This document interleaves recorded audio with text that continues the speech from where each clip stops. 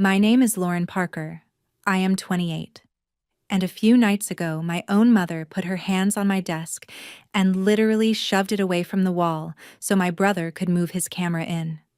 She did not yell. She did not ask. She just said it like a decision that had already been signed and stamped. We are giving this room to him for his studio. You can work in the basement. My brother was leaning in the doorway, arms folded, watching my monitors go dark like it was a show. He smirked and added, "You will be fine down there, right? Less distraction." He said it like a joke, but he meant every word. That room was my office, the space I had built piece by piece so I could work remote as a designer and actually pay the bills that kept this house running. I just stared at him, then at her, and all I managed to say was, "Okay." No yelling, no scene. I packed my laptop, my hard drive, and a few things I could carry in one trip. I walked past them, straight down the stairs, like I was going to the basement just like they wanted. They had no idea that when I said okay, what I really meant was, I am done. That night, I moved out silently. I changed more than just where my desk was. And the very next morning, the calls started. Then the texts. "We cannot afford this without you. Please pick up." They called me non-stop, like suddenly I was the only person in the world who knew how to keep their lives from falling apart. If you have ever wondered what happens when the person your family takes for granted finally walks away, stay with me, because the way they begged me to come back might make you rethink how much you let people use you. Growing up, I always knew my family was a little lopsided, but I did not realize how bad it was until money got involved. I was the kid who stayed up late finishing projects, who color-coded notes, who actually cared about grades. Ethan, my younger brother, was the one everyone said was sensitive and creative, which apparently meant the rules just bent around him. When I got into a good design program on a scholarship, my mom, Lynn, gave me a quick hug in the kitchen and said, "That is great, honey. You always were responsible." When Ethan passed an online class he barely did the assignments for, she ordered a custom cake from the bakery down the street and posted about it on Facebook like he had cured a disease. I learned early not to expect confetti when I did something right. After college, when rent in Manhattan was basically $3,000 a month for a closet with a sink, moving back home to our place in Brooklyn felt like the only financially sane choice. I told myself it would be temporary, just until I built up some savings from my UX job and freelance work. What actually happened was I slid into this role as the household's unofficial bank, tech support, and problem solver, and nobody even noticed the shift but me. It started small. Mom's paycheck was short 1 month, and the electric bill was higher than usual, so I covered it. Then the Wi-Fi got upgraded so Ethan could stream better without lag, and somehow the new plan ended up on my card. Then the Netflix, the Spotify, the shared phone plan, the extra groceries for all the takeout nights we justified as family time. I told myself, it is fine. I make more. This is what you do when you love people. But every time my card auto-renewed some subscription, none of them would survive a week without. I felt that tiny twist in my chest. When Ethan decided he was going to be a content creator, Mom said it like she was announcing a career path. Not a whim. "He needs a little push," she said. "He has potential. He just needs support." Support meant I paid $600 for a TikTok creator course he never finished. Support meant I ordered him ring lights and phone tripods from Amazon for the channel. Support meant I woke up at 2 in the morning to fix the internet when it cut out during his late-night gaming streams because he was testing setups.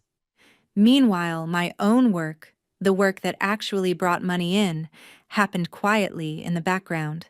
I turned that little room on the top floor into a real office because nobody else cared about it.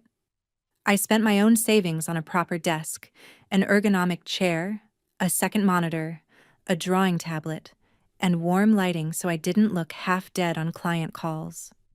I pinned wireframes to the walls, scribbled notes on sticky pads, and built an actual career in that space. That office was the difference between me barely scraping by and me landing bigger contracts, raises, better clients.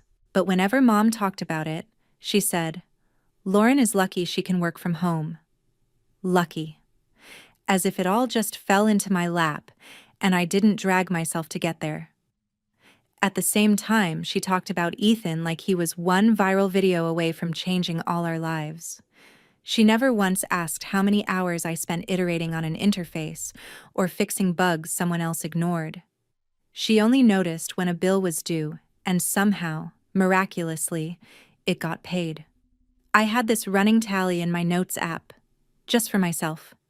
Rent I handed her each month. Utilities I covered when she was short. Subscriptions I forgot I signed up for because everybody used them. Groceries, takeout. Ubers for her when she didn't feel like taking the subway.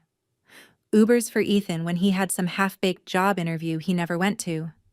Every time I updated that list, the number at the bottom got uglier. My mom kept calling it family helping family. I started calling it me quietly bleeding money so they could pretend everything was fine. The worst part was that they truly believed they were the ones struggling the most. Ethan would sigh about how hard it was to make it as a creator. While sitting in the room I paid to heat and scrolling through sneakers he wanted. Mom would complain about prices going up, and I would bite my tongue instead of pointing out that my name was on half the accounts that kept her life comfortable. I knew, logically, that I had allowed this to build. I said yes too many times. I stepped in before they ever had to feel the consequences of their own choices. I smoothed every sharp edge, and because I kept doing it, they assumed I always would. That was the dynamic. That was the script. Lauren will handle it. Lauren will pay it. Lauren will fix it. I just never expected they would shove me out of the very room that made all of that possible. The night my mom pushed me out of my own office, something in me finally stopped making excuses for them and started asking the one question I had avoided for years. What would actually happen if I didn't handle it this time? That question would not leave me alone. It followed me into the shower, into my dreams, into the quiet moments between meetings when my camera was off and my smile dropped. What would actually happen if I didn't fix it this time? That night, after my mom told me to take the basement, I lay on my bed staring at the ceiling, my laptop open but my Figma files untouched. Instead, I opened Zillow. I typed in Queens, Studio, Max Price, and hit search like I was just window shopping.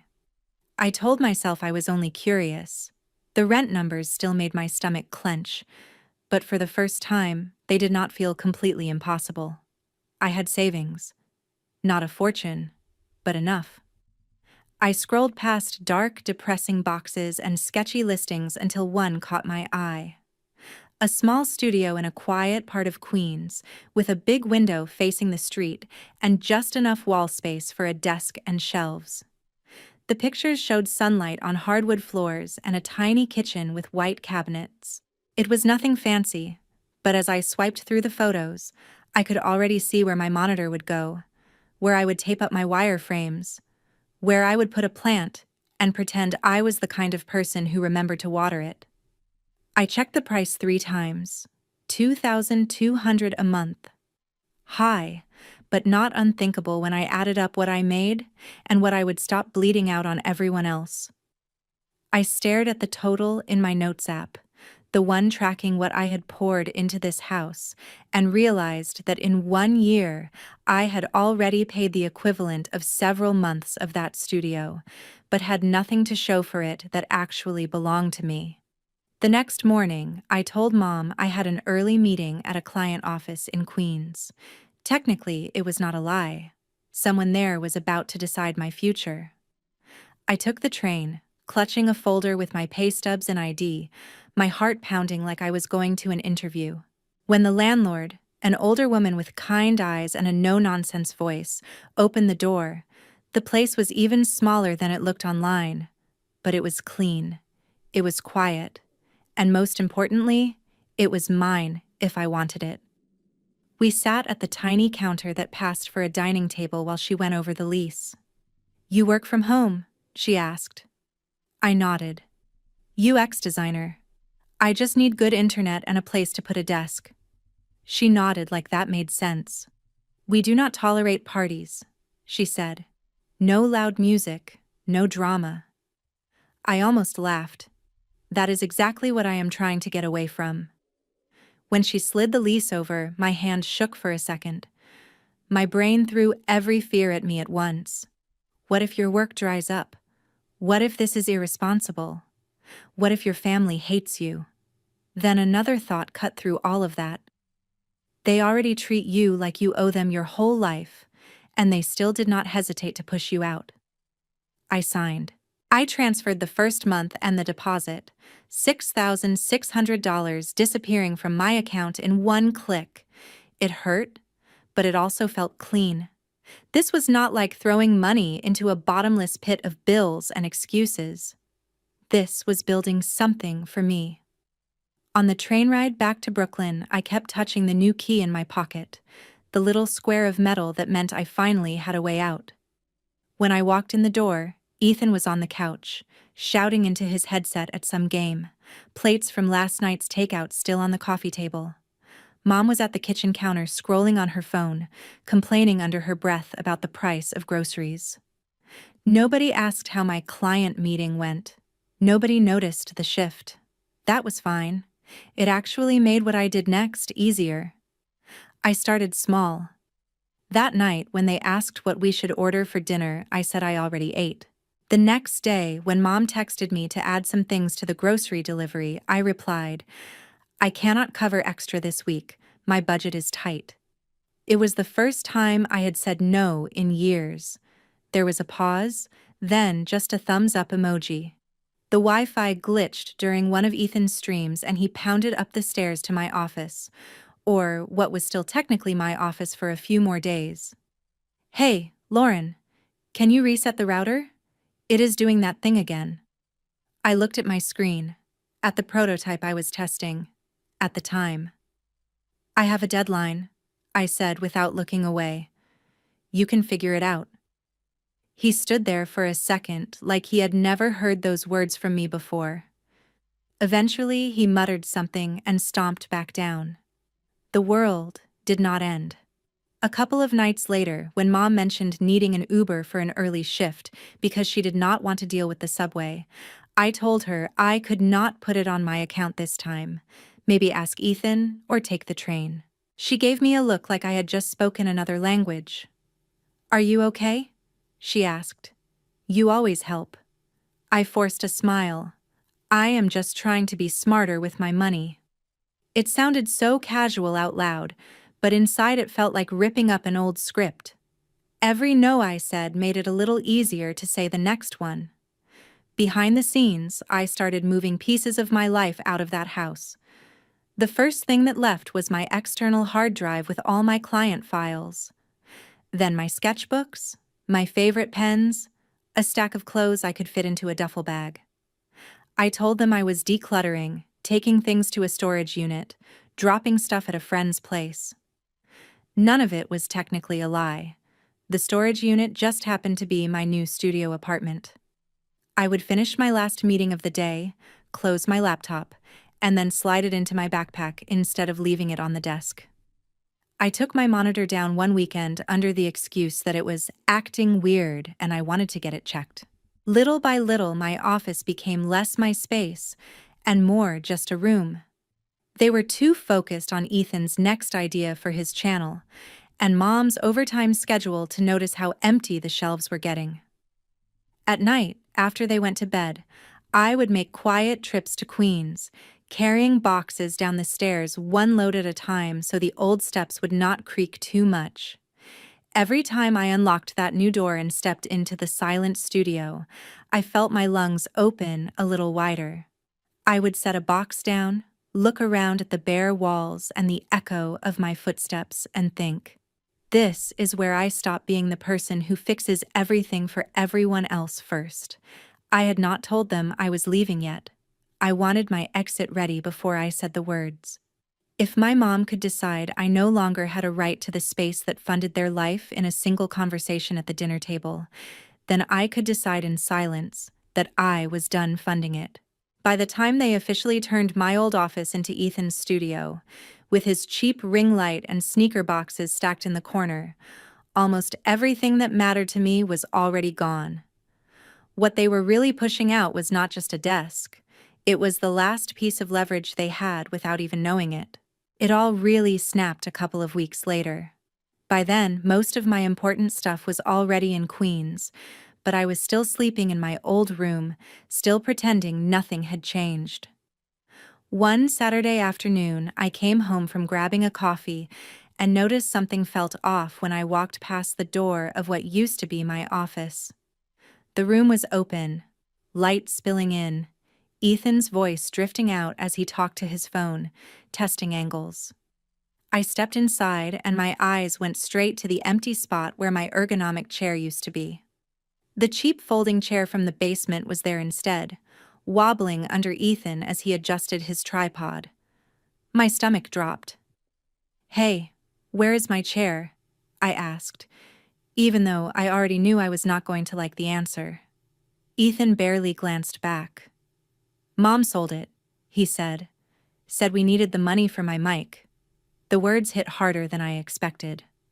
I turned, walked straight to the kitchen, and found Mom rinsing dishes like it was any other day. "Where is my chair?" I repeated. She did not even look up at first. "Oh, that," she said.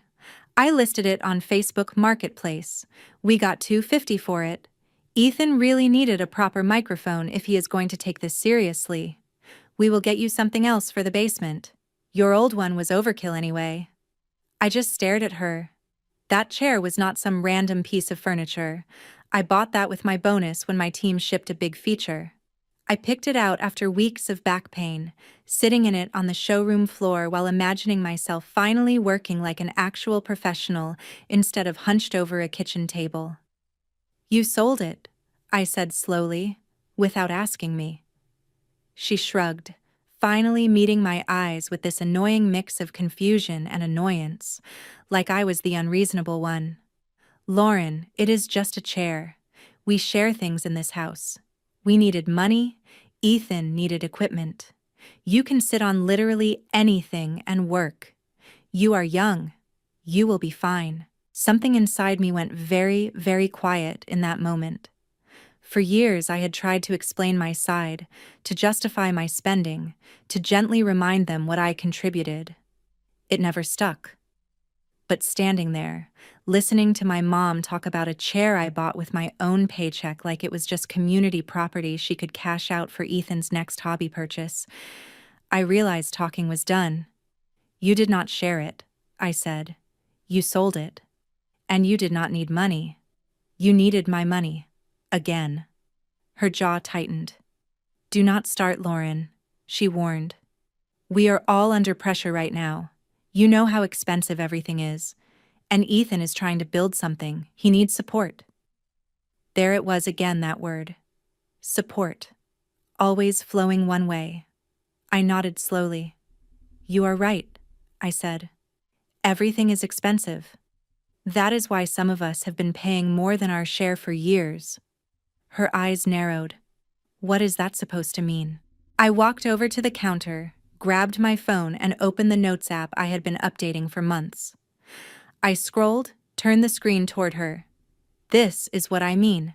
Rent, utilities, groceries, subscriptions, Ubers, Ethan's course, his gear, half the stuff you do not even remember asking me to cover." I watched her eyes dart over the numbers, her mouth pressing into a thin line. "That cannot be right," she said weakly. "That is exaggerated. The totals are insane. Things were tight, but not that tight." I tapped the screen. Screenshots, bank statements, receipts. It is all there. You can look at every line if you want. Ethan wandered into the doorway halfway through this, a controller still in his hand. "What is going on?" he asked. "Is this about the chair?" "Mom, I told you she would freak out. She is so dramatic about everything." I turned to him. "You think I am being dramatic? You sold my chair so you could buy a microphone for your TikTok videos. A microphone I am sure you expect me to help pay for when something goes wrong with the order." He rolled his eyes. "Relax. It is not that deep. We are family. We share. That office was just a room. You act like you built a hospital in there." A laugh escaped me, sharp and humorless. "You are right," I said. "It was just a room. A room where I worked the job that has been keeping this family afloat, while you play influencer and Mom pretends we can afford everything because magic money appears every month." Mom stepped in quickly, her voice rising. "That is enough, Lauren. You are being disrespectful. We are all just doing our best. Ethan is trying to find his path. You have always been the responsible one. You can handle more. That is just how it is." There it was. The script. You can handle more. Translation, you will handle more because we do not want to. I felt my face go cold. "No," I said. "That is how it used to be." She frowned. "What are you talking about?" I slipped my phone into my pocket, suddenly done with this entire conversation. "I am talking about the fact that I am moving out this weekend."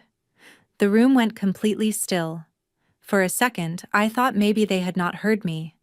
Then Mom laughed, a short, disbelieving sound. "Do not be ridiculous. You cannot just move out. Where would you even go? You know how expensive rent is. You are not thinking straight." Ethan snorted. "Sure you are," he muttered. "You are mad about a chair in a room, so you are going to run away and make everything worse."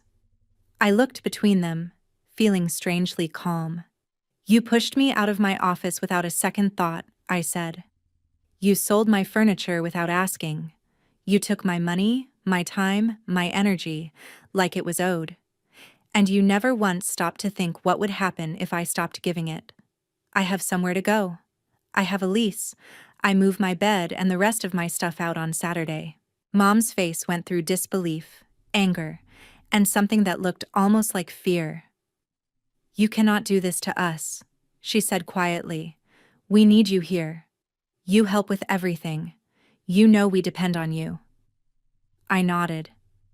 "I know. That is why I am doing it. Because as long as I am here, nothing changes." Ethan scoffed. "You are just trying to punish us. You will come back. You always do." Maybe that had been true in the past. Not this time. I walked past them, went up to my room, and closed the door before they could say anything else. I sat on the edge of my bed, opened my phone, and pulled up the U-Haul app. My thumb hovered over the screen for half a second, then I picked the date, the time, the truck size I needed. When the confirmation came through, I felt this strange mix of terror and relief wash over me. Downstairs, I could hear Mom and Ethan arguing in low voices, the words muffled by the floorboards. For once, I did not strain to make them out. They had made their decision the second they chose his ring light over my chair, his studio over my office. I was just finally making mine. Saturday came faster than I expected. All week, Mom acted like my announcement had been a heat-of-the-moment outburst. She kept saying things like, "Once you cool off, we will talk about rearranging the basement," or "We can get you a new chair eventually," as if buying me a used office chair would erase the fact that she sold the one I loved without asking. Ethan mostly avoided me, except for a few passive-aggressive comments about how I was really going to screw everyone over because I caught feelings about furniture. I did not explain myself again. I just worked, packed, and watched the clock. On Saturday morning, the U-Haul pulled up in front of the house right on time, the orange logo bright against our block of old brick fronts. I stood on the sidewalk for a second with the keys in my hand, feeling neighbors look out through their curtains. Mom opened the door with this brittle smile, like she still thought she could talk me out of it if she just said the right thing. "You really went and rented a truck," she said. "You are being so extreme. You have no idea how hard life is out there." I carried the first box right past her without answering. My mattress, my dresser drawers, the last of my clothes, the cheap lamp I actually liked, the things I had intentionally left behind so that they would notice when they disappeared. The whole time, the house felt oddly quiet. No music from Ethan's speakers, no TV. Just the sound of my footsteps and the scrape of furniture on wood. At some point, I went into the kitchen and took a sheet of printer paper from the drawer. Sitting at the table where we had eaten 100 takeout dinners I paid for, I wrote at the top, in big letters, "What Lauren has paid for in the last 12 months. Then I started listing. Rent. I handed my mom each month with the exact dollar amount. Electricity and gas I covered when she came up short. Wi-Fi and phone plan. Netflix, Hulu, Spotify, all the little subscriptions everyone used without thinking. Groceries and delivery orders. Ethan's $600 creator course. The ring lights, the tripods, the must-have accessories. Ubers and Lyfts for Mom when she did not feel safe taking the subway at night. For Ethan when he had job interviews or networking events he never followed through on. Next to each category, I wrote the total for the year, then drew a line at the bottom and added them up. 18,600 and change. I stared at that number for a long second. That was almost an entire year of rent at my new place. I grabbed a magnet and slapped the paper onto the front of the fridge where nobody could miss it. Mom walked in just as I stepped back. "What is this?" she asked, reaching for it. I moved faster and flattened my hand over the paper. "You can read it," I said.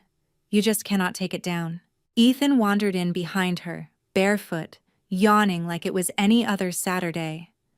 His eyes flicked to the truck outside, and then to the paper. Mom's face went pale as she scanned the numbers. "This is exaggerated," she muttered. "You are making it sound worse than it is. Nobody asked you to do all this." I laughed under my breath. "You did not have to ask. Every time you said, 'I am a little short this month,' or 'Can you just put it on your card and I will pay you back?' that was you asking. You just never followed through on the second part." Ethan frowned when he saw his name. "You did not have to write my stuff on there," he said. "You are trying to embarrass me."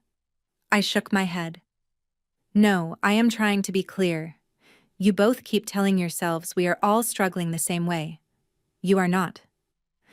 I put the pen down and looked at both of them. "This is the last month I will ever pay for this house." Mom opened her mouth like she had something sharp to throw back, but nothing came out. Ethan just looked angry and uncomfortable, which honestly was the first time I had seen him feel anything besides entitlement in a while. I loaded the last box, then went upstairs one final time to check that I had not forgotten anything that mattered. My old room looked weirdly bare. The bed frame and a few random things would stay. I left them on purpose. I wanted there to be empty space where my life used to be. When I carried my pillow down the stairs, Mom was standing by the door, clutching the edge like she needed it to stay upright. "Lauren, please," she said quietly. "Just think about this. We need you here. We cannot afford for you to just walk away." I paused, one hand on the doorknob. "You should have thought about what you could and could not afford before you pushed me out of the room that paid for all of this," I said. "I am not doing this to hurt you. I am doing this because staying here is killing me." She shook her head, eyes glossy. "You are being dramatic. You will be back. You always come back." "Maybe," I said, "but if I do, it will not be as your paycheck." I stepped out, closed the door behind me, and climbed into the driver's seat of the U-Haul. As I pulled away from the curb, I saw them in the side mirror, standing on the stoop. Mom had her arms wrapped around herself, and Ethan kept glancing from the truck to the paper on the fridge through the kitchen window. For a second, guilt twisted in my chest like it always did. Then I pictured my new studio, the sunlight on the floor, the key in my pocket, and I kept driving. That night, I unpacked as much as my sore arms would allow, made a cheap dinner in my little kitchen, and sat on the floor among half-open boxes. My phone buzzed a few times with texts from friends, a notification from my bank about the U-Haul charge, nothing from my family. The silence was almost eerie, but it also felt like proof that I was finally on my own. I went to sleep on a mattress on the floor, exhausted but lighter than I had felt in years. The next morning, I woke up to my phone vibrating so hard it nearly slid off the nightstand. The lock screen was a wall of missed calls from Mom and Ethan, and a dozen notifications stacked on top of each other. For a second, my old instincts kicked in. Something must be wrong. Someone must be hurt. I grabbed the phone and tapped into the messages. The first text from Mom was simple. "Call me." Then, "You changed the passwords. We cannot log into anything. The internet bill is due and it is higher than I thought. Please fix this." Then, "We cannot afford this without you. Please answer your phone." Ethan's messages were more frantic and less polite. "Bro, the Wi-Fi is out. I cannot stream. Did you kill it on purpose?" Then, "Seriously, Lauren, none of this is funny. Mom is freaking out. We cannot pay all these bills without you." My phone started ringing again, Mom's name flashing on the screen. It buzzed and buzzed, the vibration filling the little studio. I sat there in the quiet, staring at her name, at Ethan's texts stacked underneath. For years, every time that phone lit up with their crises, I dropped everything to solve them. I answered from meetings, from dates, from my own sick days, because if I did not, everything would fall apart. I watched it ring until it went to voicemail. Then it rang again, and I let it. I set the phone face down on the table, took a breath, and made myself a cup of coffee while it buzzed. They pushed me out of my own office like I was optional, like my work and my boundaries did not matter. Less than 24 hours later, they were begging me back because they were finally feeling the cost of that choice. If you have ever wondered what happens when the person holding everything together finally stops picking up the phone, this was just the beginning. The calls did not slow down after that first morning. If anything, they came in waves. I let most of them go to voicemail. Old me would have picked up on the first ring, already mentally rearranging my budget. New me looked at their names on the screen, felt the spike of anxiety, and put the phone face down. I still read the texts, though. Curiosity is stubborn. Mom swung between guilt and anger. One minute it was, "I cannot believe you would do this to your own family," and the next it was, "I am sorry. I am just overwhelmed. Please call me. I do not know how we are going to make it."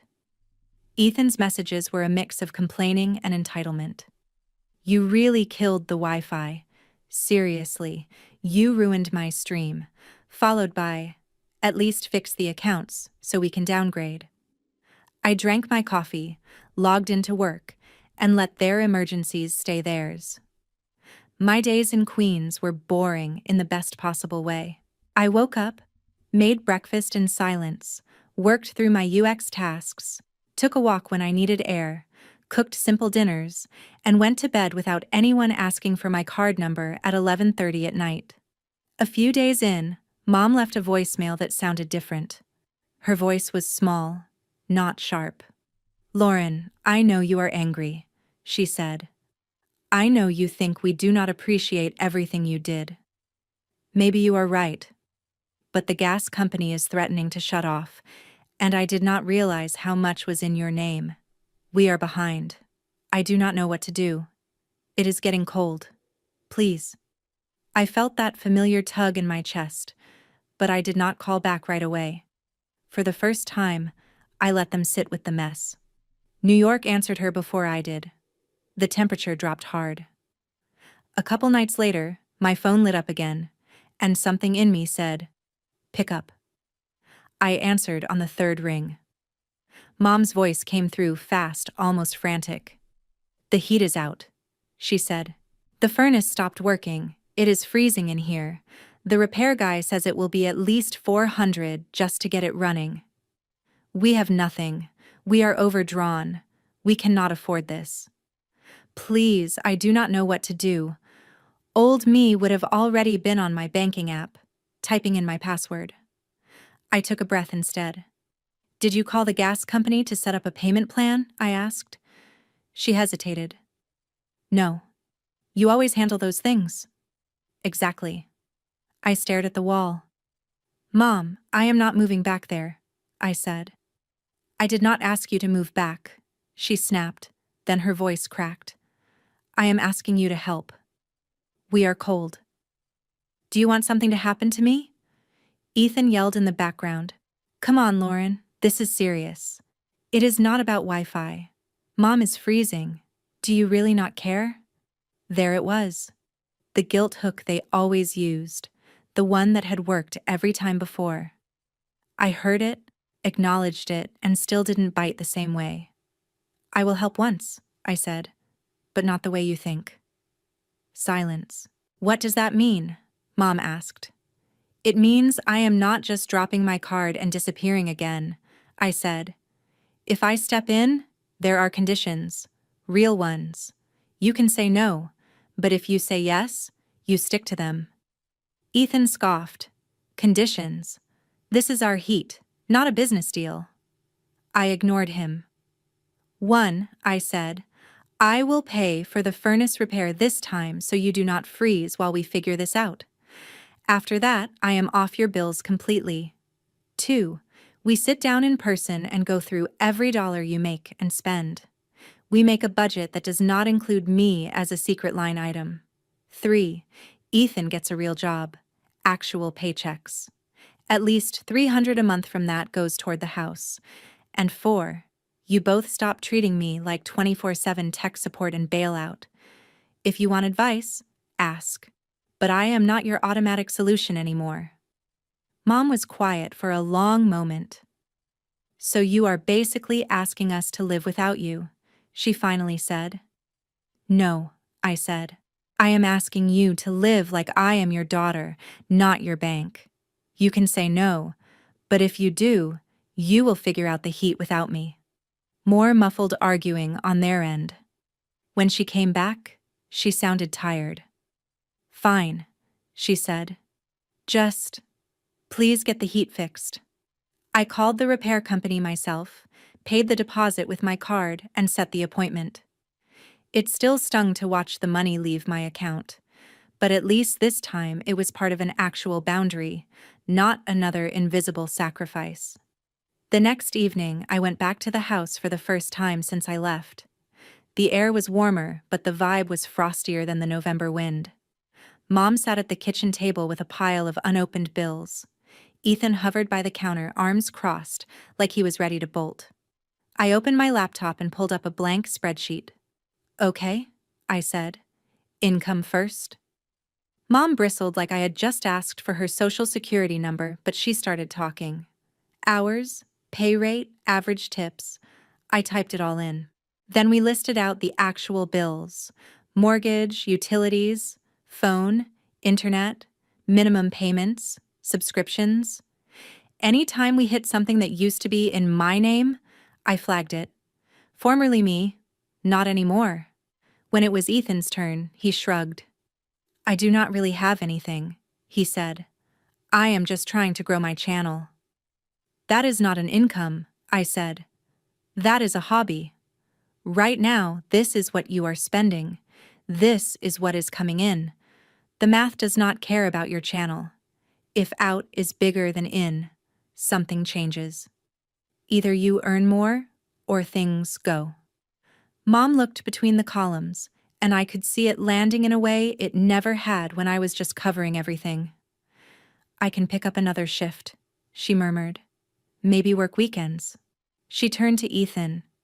You can at least get a part-time job. You are on your phone all day anyway. Go sell something. He opened his mouth to argue, then closed it. I think the memory of shivering in his own house did more than any lecture I could have given. I emailed them the spreadsheet and shut my laptop. The heat is taken care of, I said. This is on you now. Mom's eyes were shiny. So you really are done, she said. You just walk away. I shook my head. I am not walking away from you, I said. I am walking away from being your safety net. I will still come for dinner. I will answer the phone when I can. But I am not going back to the way things were. On my way out, I glanced at the fridge. The paper with my list of what I had paid for was still there, edges curled, but nobody had taken it down. They had to look at it every time they grabbed milk. That felt like its own kind of progress. When I stepped outside and pulled the door closed behind me, the house behind me finally felt like what it was. Their home, their responsibility, their problem to solve. For the first time, I walked away knowing that if everything fell apart in there, it would not automatically be my job to rebuild it. 6 months later, my life and that house looked nothing like they did the night my mom pushed me out of my office. In Queens, my studio finally felt like home. I bought a cheap rug, strung up a couple of prints I designed myself, and set my desk right by the window so I could watch the street while I worked. My days were still full of deadlines and revisions, but my stress shifted from, will my family implode if I don't fix this, to, how can I make this interface cleaner? Which is the kind of stress I actually get paid for. I picked up a couple of bigger clients, started saying no to the ones that treated me like a vending machine, and instead of using every bonus to plug some new hole at home, I bought myself things that had no purpose except that they made my life nicer. A better mattress, a yoga class membership, noise-canceling headphones that were just for me. I still saw my family, but now it happened on my terms. The first time I went back for dinner after the heat situation, the house felt strange, like it was learning to stand on new legs. The thermostat was set lower than Mom used to like it. There were fewer takeout containers, and the TV was off when I walked in. Mom had dark circles under her eyes, but there was something steadier in the way she moved. Halfway through eating, she slid an envelope across the table to me without looking up. When I opened it, there was a folded check inside for $100. It is not much, she said quickly, but it is the first payment for what we owe you. My throat got tight. I did not need the money back. Not really. What I needed was exactly what that envelope represented. Acknowledgement. A few weeks later, there was another envelope, then another. Not every month, not on a schedule, but often enough that I believed she meant it. Ethan did not become a model adult overnight, but he did get a job.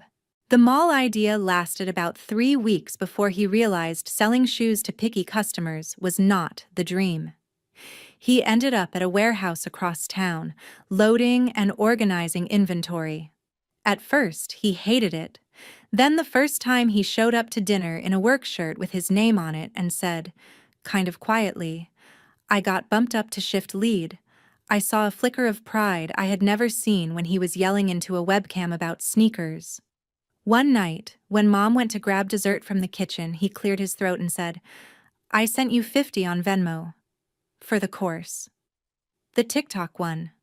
I know it is not the full amount yet, but I am going to pay you back for all of it. I just nodded and said, thank you, and we both knew I was hearing more than the words. He had stopped scrolling for miracles and started showing up for shifts. That was the real repayment. The biggest change, though, was in the way they treated my time. The midnight calls about routers and passwords stopped.